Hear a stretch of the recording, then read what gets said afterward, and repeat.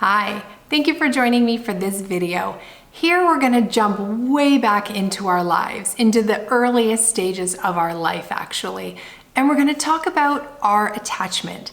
So when we talk about attachment, it really goes into those first few weeks, first few months, first few years in our relationships with our families, right? Our parents, our caretakers, our grandparents, our whatever unit you were raised in, that's where we go. So when we talk about attachment, we are talking about 4 different categories of the kinds of attachment that we could have. And if you've ever gone through a series of relationships with different people, but they're all kind of the same type of person, and your friends start joking you that, oh, you can't date that person, they aren't your type, and you have a type, then it really does scream your attachment, right? Because that is telling you what kind of person you are drawn to because of the history that you have, because of the experience that you have. And what attachment does is we learn from babies being very small that they learn about love relationships through these very early interactions with their caregivers. And so there are plenty of scientific studies. I have them in my book, The 5 Seasons of Connection to Your Love Partner. And you can read about some of the studies.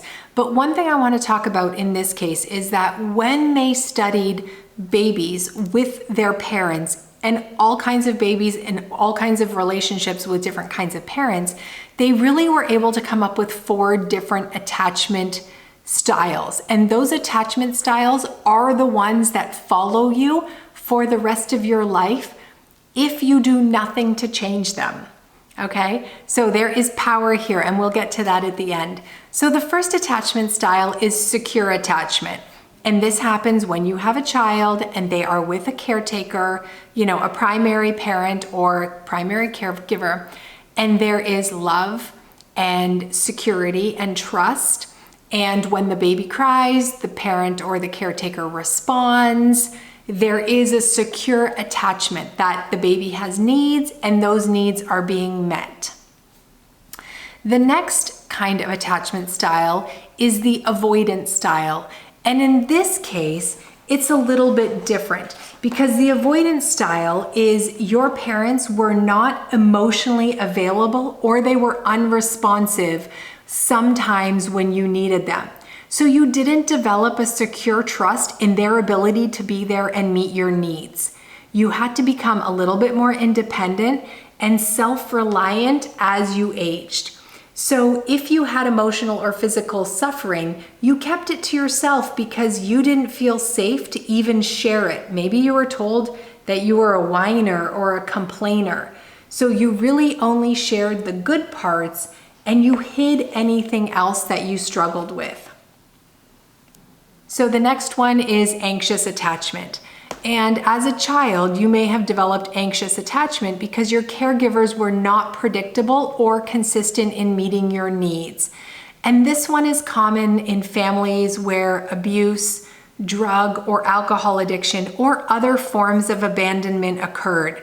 Sometimes you were nurtured and loved, and other times it was withheld. So you did not develop secure trust in unconditional love. It was always conditional, and you learned to repress your needs to show your caregivers the best part of you in hopes of earning more love. So as an adult, you might actually be a little clingy or all-consuming, smothering your partner in frenetic love. And if they pull back, that really shows you evidence that the love was not secure. The 4th one is disorganized attachment. And this one was added because there were some exhibited characteristics that didn't fit in the secure, avoidant, or anxious categories. These children lacked predictable reactions, and they often displayed inconsistent and contradictory behavior. So, for example, they might scream and cry when their parent left the room, but they wouldn't make eye contact when the parent returned. So children with disorganized attachment are a little bit more apprehensive, volatile, and they really lack self-soothing capabilities. And so when that person grows up, they will struggle significantly in adult relationships. They might repel intimacy at all levels, and they never really let people get close. So they feel very disconnected from their needs and what they want from their relationship. Now, when you think about these 4 things, of course, everybody wants to have a secure attachment as the foundation of their understanding of love, but that's not how the world works. And most of us don't have that experience where we have that secure, trusting, unconditionally loving relationship with our caregivers. That's absolutely the dream, but it's not the reality. So chances are there are other components of attachment that might be playing in your relationship. Now, you might come from a secure attachment relationship with your parents, but perhaps your partner doesn't. And so this is just our opportunity to kind of look a little bit at what does it look like to understand your partner's attachment. Because remember, you weren't there 30, 40, 50 years ago when they were an infant, right? So you don't really know, but you can look at who they are today and reverse engineer their behavior to kind of take you back to what is their attachment. Now, when you're investigating your partner's attachment style, one strategy is to directly ask them for more intimacy and a deeper emotional connection. So in your bid for connection, you ask them, can we go deeper? Can we get more intimate? Can we be vulnerable with each other? Can we get even tighter together in our shared garden and squeeze even closer? If your partner has secure attachment, they will be all over that. They will love that very much. That will fit them wonderfully. If your partner has an avoidance style, they'll be uncomfortable and they might try to get a little closer, but they will quickly go back to having a little bit of distance to feel safe. If your partner has anxious attachment, they will be thrilled to have more intimacy, but they will constantly ask you for reassurance. Is this okay? Is this what you mean? How does this feel? Do you like this? Is this good? How is this for you? Right? They will be very nervous and they will want that confirmation that they are doing the right thing. That is from that anxious attachment space. The 4th one is if your partner has disorganized attachment, they might respond with rage or complete disinterest, depending on how they feel at the time. So the question then becomes, can you heal your attachment outcome, right? If you had a less than secure attachment with your caregiver, can you ever heal that? And the answer, of course, is yes. Of course you can heal that, but it doesn't happen because you wish it or you want it. You have to work for it. So this will take intensive therapy or deep emotional work to go back into those stories of you as a child and healing those wounds, because those initial hurts are going to be deep in the core of who you are as part of your self-worth story, as part of the story of your love and what love means for you. You know, for some people who had to work for their parents' love, if they had an anxious attachment, they might see love as transactional. So I'll do something for you, you do something for me, and this is how it works.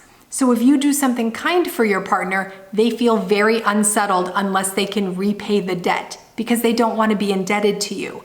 So just paying attention to some of these intricacies of your relationship can help you understand where they're coming from. So if your partner asks you a lot, am I doing okay? Am I making you happy? Are you happy with me? Is everything okay? Do you love me? If they're doing that sort of thing, you can already think, oh, I know what this is. Okay, this is not about me. This is my partner's attachment stressors coming into play because they are worried that I am going to withhold my love, just like their caregiver or their parent withheld love from them at one point. So it isn't a personal attack. It isn't them being super clingy because of you. It really could very well be the way they've always understood love to be. And they're terrified that you're going to leave them, which in essence is often a driver to push people apart by this constant pulling, pay attention to me, be with me. All of this tends to push people apart. So it's important to know attachment so that you can get behind it instead of feeling railroaded by these kinds of things that can be healed with professional support. So when you're spring cleaning your attachment style, you want to show up differently. So one thing you can do is you can select one category from the well-being wheel and focus on building your self-worth, and have your partner focus on building their self-worth. So look at those 10 categories of wellness: the emotional, spiritual, physical, intellectual, financial, environmental, all of those, and identify what category do we want to work on. Maybe we work on them together, and maybe we work on them on our own, right? And we do some journaling, and we do some walking and some meditating, and we do a lot of deep, contemplative thinking about who we are and what our love story means to us. And we come back together trying to build a more secure attachment to each other. And that takes work, but it absolutely can be done. Another thing you can do is you can set a boundary to support your self-worth journey. So encouraging your partner to say yes when they want to say yes, and say no when they want to say no, is a fabulous place to start.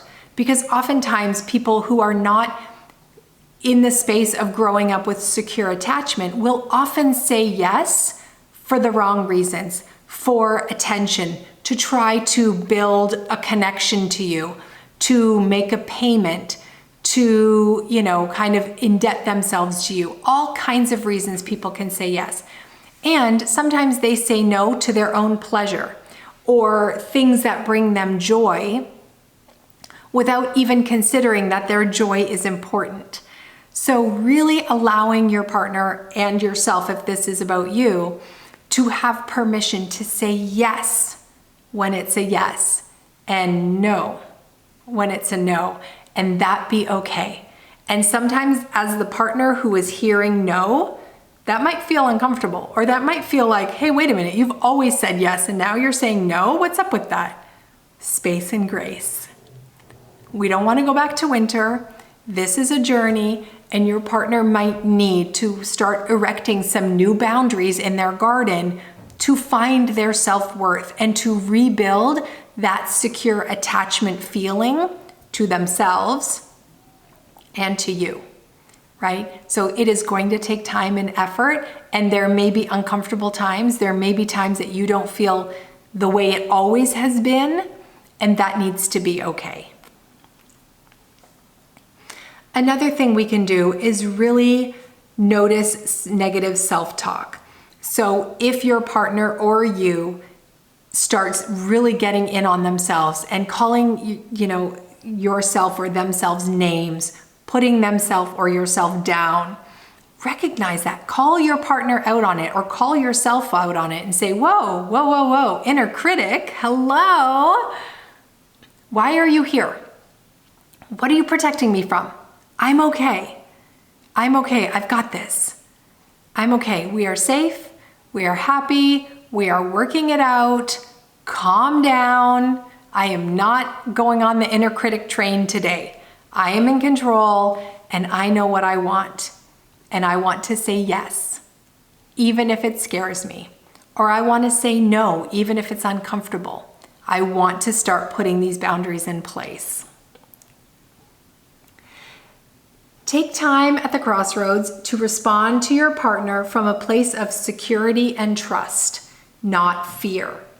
So at the crossroads, we know that it is a place where we get to decide if we're going back to summer and going back to winter. And we just talked about the crossroads, so it might still be fresh in your mind about what it means to come from that place of fear. What does it mean to come from a place of panic and control and feeling out of control, and that spiral place? That is a path to winter.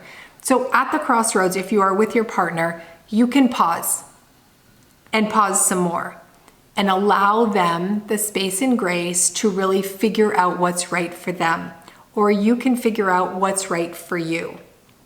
When you don't have secure attachment as your default understanding of love, more space and grace is needed.